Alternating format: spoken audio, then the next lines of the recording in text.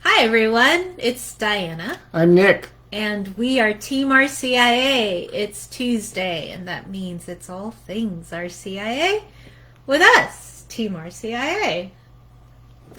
So, one thing that Team RCIA teams often ask us or wonder about is how do we find more seekers? How do we find people who are looking to get baptized, to celebrate the sacraments, to become Catholic? They seem to have a hard time finding them. Yeah, statistically, the numbers are going down of the number of people that are entering into the catechumenate process in parishes, and that was true before the pandemic, and now the pandemic has sort of exacerbated all that. Yes, and and that's true because of several different things. It used to be, if you would look at the data for who is actually in our RCI processes, at least in the United States, a good majority of them were people who were getting married to Catholics or are already married to Catholics and finally becoming Catholic themselves, either through baptism or the reception into full communion. And so a running joke is that the RCIA is one, a young adult process because it's usually young adults who are getting married, or an ecumenical process, a marriage preparation process, because it's always usually tied to marriage. Yeah. So Marriages are declining in general, and even when marriages are happening, they're often not happening in the church, and so that directly impacts our numbers with the catechumenate. But here's the thing. If that was the case in the past, we may have been blinded. If we had a lot of people in our process because they were dating Catholics, we may have thought we were doing a pretty good job because we had all these people. But that really was just kind of a way of keeping us blinded to the reality that we weren't going outside the walls very much to find folks who really need to hear the good news, folks who don't have anyone to interact with to tell them about the love and support that Christ can give them. So now that veneer has been taken away, that we have fewer of those folks coming because of marriage, it's becoming clearer that we really have a job to do. Yeah. So this causes us to look at two things. One, how are we evangelizing? Remember that the first period of the RCIA is called the period of evangelization. Yeah, we tend to call it inquiry, but it's the period of evangelization. And when does the period of evangelization start? Well, the Holy Spirit is scheduled to show up in our parishes in September, as we all know. No, it's all the time, right? So that's obvious. We know that's true, but we tend to think of evangelization as something outside of what we do as RCIA teams. Once they're evangelized, that's when we get them. Maybe we don't say that out loud that way, but that's the way we operate. Yeah. And so our normal, which doesn't mean normative, but it's the most common method that we use to evangelize as RCI teams, often has been a pulpit announcement. A pastor or the RCI director making an announcement during Mass or putting something in the bulletin. Come to RCIA. If you want to be Catholic, come to RCIA. Those things don't work, and that's not what evangelization is. We can go back to the actual RCIA text to see what it says we're supposed to be doing and who is supposed to be doing this evangelization. Yeah, in paragraph 9, the RCIA says the responsibility for the initiation process belongs to the entire Christian community. So there's two things about answering this crisis of lack of numbers. One is we as RCIA teams have to start to see ourselves as primarily evangelists. We have to be people who are ourselves out in the world sharing the good news with others. And second is we need to be coaches and mentors to our parish assemblies, our parishioners, so that to help them understand that the primary minister of evangelization in our neighborhoods is the Catholic parishioner. It's not the priest, it's not the person on the evangelization committee, it's not some evangelist that you bring in for a mission or something during Lent. it's the folks in the pews in your parish. Those are the evangelists of your neighborhood. And we're not making this up. This is the church talking. So our weekly public service announcement, if you are doing the RCIA in your parish, you must have a copy of the Rite of Christian Initiation of Adults. This is the actual ritual text used all over the world. And in paragraph 9.1, it's talking about the period of evangelization and pre-catechumenate and what your entire parish does. Not you, not the pastor, not the evangelization team, but all the faithful who make up your parish. And so it says, during the period of evangelization and pre-catechumenate, the faithful should remember that for the church and its members, the supreme purpose of the apostolate is that Christ's message is made known to the world by word and deed, and that his grace is communicated. Yeah. Do you want to say that in so different terms? These documents get into churchy language, but so that his grace is made known in word and deed, and that grace is communicated. If you translate that to say that you have a large family, like Diana's family is very large, and so suppose that somebody is coming into that family. They're dating someone, and they looks like this is serious, and they're going to become part of the family. How is the mother or the grandmother or the grandfather of that family going to communicate the grace of that family? How is he or she going to communicate the love and the joy that family has and that they want to share with the rest of the family and this newcomer? Through a bulletin announcement. Yeah. So they're going to do it through food, right? They're going to do it through hugs. They're going to do it through conversation. They're going to do it through a welcoming attitude. They're going to do it through hospitality. These are all things that we know. But somehow when it comes to the catechumenate, we forget, or we don't quite have the savoir-faire, the accent, the style that we're used to in our homes. And so we need to recapture that, because all of us have it. It's an especially Catholic gift to be hospitable, to be sharers of our bounty, to be loving people. And so we need to help our parishioners take all of that loving energy that they have. The document talks about it as God's grace, all that grace that is within us, and share that through word and deed, through the way that we talk to people and the way that we act toward people, especially strangers. And here's the really, really tricky part, and this is why we're in a crisis. As Catholics, we're sort of allergic to strangers. We don't really feel comfortable talking or walking up to, or it's not that we're being mean, we're just kind of shy and we don't really want to intrude. Yeah. So the RCIA continues with some very down-to-earth, practical directions on how to communicate God's grace. Says, continuing in paragraph 9.1, they, the faithful, should therefore show themselves ready to give the candidates evidence of the spirit of the Christian community and to welcome them into their homes, into personal conversation, and into community gatherings. Yeah. So it's telling us there we have to stop being allergic to strangers or afraid to walk up to people we don't know. And I think, so in pandemic time, everything is turned upside down.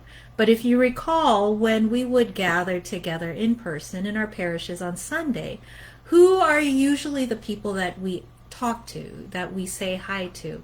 It's typically the people we know. And even if you pay attention to this, ministers, the liturgical ministers, a lot of times they're asked to come and stand in the foyer of your church to welcome people. But I know a lot of times we liturgical ministers stand in the foyer and we end up talking to one another. Yep. And sometimes we even build a physical wall that seems impenetrable if you're a stranger or newcomer, because all of these liturgical ministers are standing together, kind of blocking the way. Yeah. Now when we describe it that way, you're thinking, that doesn't happen in my parish. But because we travel so much, we're in parishes all over the country, all over North America, really. And it's not like people are linking arms, physically trying to block people, but they get in little circles, right? And so they're standing in a circle. And if your church door is not very wide and you have even just 3 people standing in a circle, sort of even to the side a little bit of the doorway, they're pretty much blocking the whole doorway, or you got to walk around to get in. And we physically had to do that in many, many parishes. We've had to physically walk kind of past some folks that were in our way to go inside. So not only were they not seeing us, I mean, they don't know that we're already Catholic. They're not seeing us, and they're not welcoming us, but they're, like Diana said, they're physically blocking us from getting into the worship space, not intentionally. Yes. But, I mean, we are nice people. Catholics are nice people. But we get into our modes of operation that we don't always notice is working against our desire to welcome the stranger and to meet the newcomer. And so just one really simple thing, if you're at your parish and you're there with friends, intentionally turn around and change your focus to people that you don't know.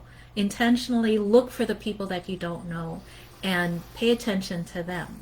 And start coaching your parishioners to do the same thing. Start a regular coaching process, a regular encouragement process. And here you can put stuff in the bulletin. You can do announcements from the front. You can just ask your friends to start doing this. And get everyone to start being more welcoming. And this has to be an ongoing thing. You have to think consciously every week, like especially when we're able to get back together on Sunday. You have to think to yourself, as an RCIA team member, my job as an RCIA team member is to coach the parish to be more welcoming. So what am I going to do on Sunday to help parishioners turn around and look for strangers? Mm-hmm. So it could be walking up to people you know and say, have you talked to a stranger yet today?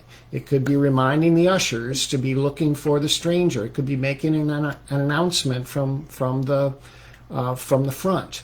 It could be, having something in Sunday bulletin. It could be handing out a flyer, here's 10 ways to welcome strangers. Yeah. But just be creative and imaginative and think every single Sunday, how are we as RCIA team members going to make sure strangers get welcomed here in our parish? If you do that, see, it's sort of a false crisis that nobody wants to join the RCIA. Strangers don't come saying, I want to join the RCIA. They come thinking, I want to find a friend, or I want to find a community, or I just want some peace in my heart.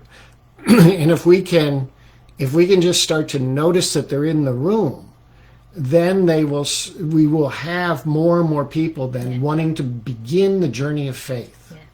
So our colleague, John McGlynn, who is an RCIA minister in Southern California, and who writes every month for Team RCIA, he writes specifically on the topic on year-round RCIA. Yep. And this week he wrote about first contact. And he revealed his geekiness, his Star Trek. Don't kill me.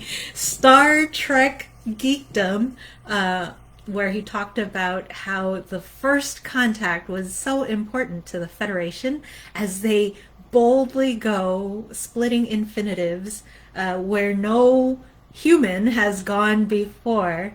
And that first contact was a make or break moment, kind of determining the course for whether or not their relationship with this new species, this new community, this new person would be a positive or a negative relationship.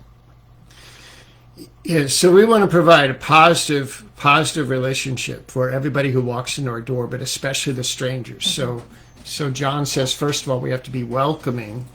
And another thing we have to help our parishioners know is what is it the seeker is looking for, and where can they find that information? So if a seeker really wants, let's just say a seeker shows up and they really want to know more about how do I become Catholic, does everybody in your parish, everybody who comes to Mass on Sunday, do they know the answer to that question? Do they know who to put? Do they know to bring that person right over to you, or at least get that person's name and phone number and email address and turn that over to you the next time they see you, or to call you or email that to you? Like, does everybody know how to help this person take the next step? And again, I would say that in our experience, if we walked up to a stranger in any of the parishes that we wind up going to, and pretended we weren't Catholic and said, "How do I find out more about this?" I'll bet 90% of the people we ask would say, "Well, you have to call the office, or you have to talk to Father." Which in most parishes, neither of those are really the ultimately correct answer. The correct answer, let's say I'm in John's parish, John McGlynn's parish, somebody walks up to me and says, how do I find out more about becoming Catholic? Well, first, yay, welcome to our parish, it's so good. Tell me your name. Tell me, my name is Nick, what's your name? Well, Janice, we got a great guy that is going to answer all your questions. He can get you all the information you want. He's really a no pressure, laid back kind of dude, and I'll put you in touch with him. If you'd be willing to, if he's in the room, just let's go over and meet him. Or if he's not at that mass, why don't you give me your phone number and email address, and I'll give it to John, and he'll be in touch with you. Just make sure that that you're a real person, talking about a real person in your community, that you're not sending her to the corporate office. Yeah. So here's a test for you. Go to your parish website, or go into your parish bulletin, and imagine that you are a seeker wondering, how do I become Catholic? And if you knew nothing about Catholicism, about church structure, about your parish, would you figure out where to find that information on your own? And once you find that webpage or that article, is there an actual name of a person, phone number with area code, or an email address that that seeker can use to contact this actual living person? Or does it simply say, call the parish office, and then yet you have to go search for the parish office? So we have to really reimagine and reframe how we are inviting seekers and the information that we're giving them at that first contact, whether in person or indirectly through our bulletin or websites. A couple other points that John makes, which I think are good too. I think these are common sense. Most people would get this, but we want to be non-judgmental. A lot of times, folks who are looking for some kind of hope and peace in their life, they've been on a path that maybe isn't really healthy for them, and they might not look or act like the rest of our parishioners. So we have to be careful.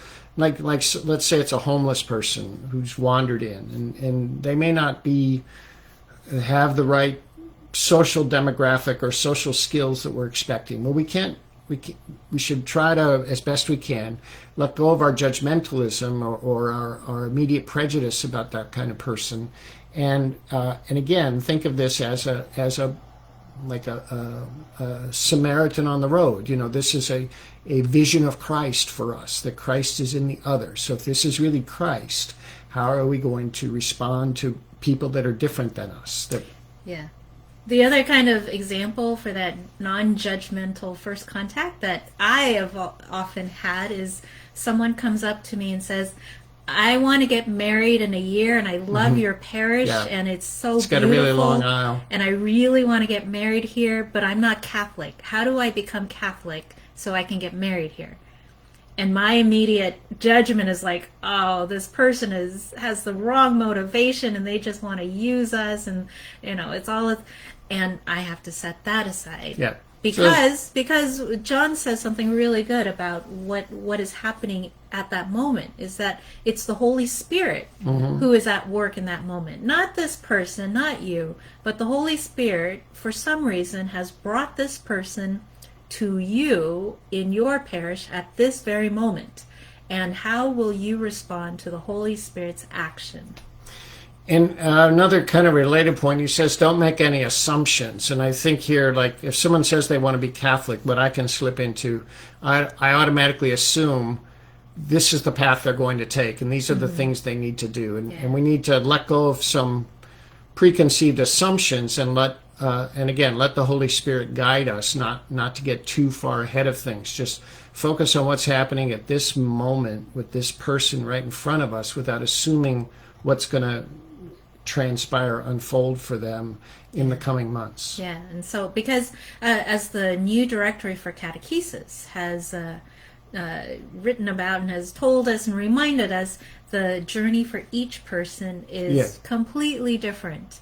It may have some similar elements to others, but every person has a different journey deeper into the heart of Christ. And so we want to honor that from the very beginning and not set up any undue expectations on ourselves or on the seeker. Yeah. And John makes another great point. I think he says, don't register them right away. Don't start filling out forms and I think that's so true. Like when I started dating Diana and I was becoming part of her family, if somebody had sat down with me with an interview form, I would have freaked out. It's not like we don't ask getting to know you questions. We do that, but you want to treat this like a real relationship. They're not applying for a job. They're not applying for school. It's a way of developing relationships. And you're going to have to get their contact information, of course. But to go, I've seen some like intake forms are like 3 and 4 pages of check boxes and things to fill out, and it's scary. It's scary if you're a new person. So let's let go of that, at least in the very first stages of things, and not get people into that interview process. You use that phrase, they're not registering for a class. Yeah. Yet, again, our mode of operation often is, when we make these announcements or say it in the bulletin, register for RCIA by classes start by September 10. Don't miss the due date. That's all administrative, class, schedule, predetermined journey language. Mm-hmm. And that's not what we're trying to go for here. And so we're not saying forms are unimportant. They're just not the first step. And parish secretaries also have to remember this as well, because oftentimes, and I've worked in a parish office before, oftentimes I'll hear the first question being, are you registered? Are you registered? I want to get my child baptized. Are you registered? I want to sign up for classes. Are you registered? That's not the first question. Pope Francis says the first response is, yay, we are so grateful. And then from there we establish a relationship. Now, as we're working really hard to let go of our prejudices and our preconceptions and our assumptions, the other side of that coin is oftentimes the seeker that we're talking to will have their own prejudices and preconceptions, and they talk to a friend, or they saw some TV show, or they have some memory from their Protestant parish when they were a kid or something like that, and they come to us, sort of, here's what I want to do. Like they know in their head already what it's going to take to become Catholic, and we have to sort of, not get too defensive about that, or not try to correct them too much, and kind of accept where they're at. But again, letting the Holy Spirit work. If the Holy Spirit has put that sort of first sentence in their mouth is, where do I sign up for classes? We have to take a breath, and just say, well, tell me more about yourself. Try to open up the conversation a little bit so it doesn't get too bogged down by the preconceptions that the seeker comes with. Mm-hmm, mm-hmm. Yep. Okay. And then I love this one. The question that almost all seekers have is, how long does it take?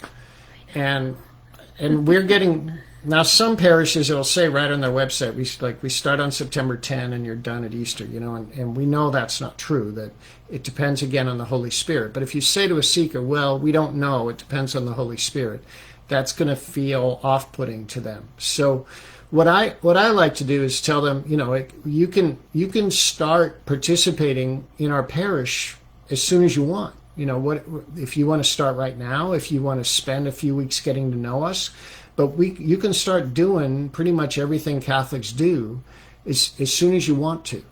Now, to become fully initiated, or to become fully, like a full member, that, like most organizations, is going to take a training period, a time when you learn about us and we learn about you. But there's no real delay in you starting to say, come to Mass, to coming to the social activities we do here, to learning the prayers that we do, to serving the poor in some of the ministries that we do here. You can start all that this week if you want to.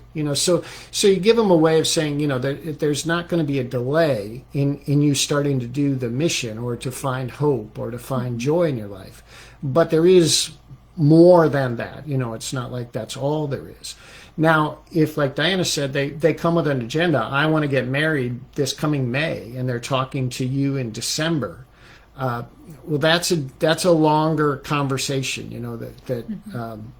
That's a sort of a different problem. That's not really about how long it takes to learn how to be a disciple. That's about how long it takes to get my Catholic stamp so I can get married. Yeah, and so there's no easy answer to the question, how long does it take? But the general response is the Holy Spirit decides that. Yeah. And we don't know until we can listen to what the Holy Spirit has in mind for you specifically. The RCIA says in paragraph 5 that this process varies according to the many forms of God's grace, the free cooperation of the individual, the circumstances of time and place. And so it could be a short time, it could be a long time, but it's never known before we even begin. And so if that turns off a person, that's okay, I think, because that's, again, the Holy Spirit's work in that. And we don't want to lie to that person. We don't want to set up any kind of promise that this can happen at a specific time. If they're on a deadline, we can say, okay, let's work with that. Let's take that into consideration, and let's really make this a real process of conversion and faith for you in the way that makes sense for you at this time in your life. Yeah. And the process continues on even after their deadline. Yeah. The process can go on beyond the wedding date, beyond whatever date they have set in their heart. Yeah. What we want to just shy away from, what we want to make sure we don't do is promise people a set schedule. And again, some parishes already have their set schedule on the website, and we don't want to do that. We want to make a more gracious process, a grace-filled process, so that the guidance of the Holy Spirit can really set the pace and the tone for each individual. So I put a link to John McGlynn's amazing article on the comments box here in Facebook, and I'll try to remember to put that into the YouTube comments there. But here's something I would love to do, or love to hear from you. If your parish has a really good example of a website that describes to a person who's wandering around your website trying to figure out, how do I become Catholic? And you think that your parish has a really good website about that, put a link in the comments box, share it at the YouTube comments, or send us an email, Diana@teamrcia.com, or Nick@teamrcia.com. And let us know, and maybe we'll highlight your website at our Team RCIA website. And let us know if you put any of these ideas that John has into practice, and how that affects your team and your parish, and what some of the results are. Mm-hmm. But thank you again to John McGlynn for his contributions to all of our efforts to be more welcoming, more hospitable right from the start.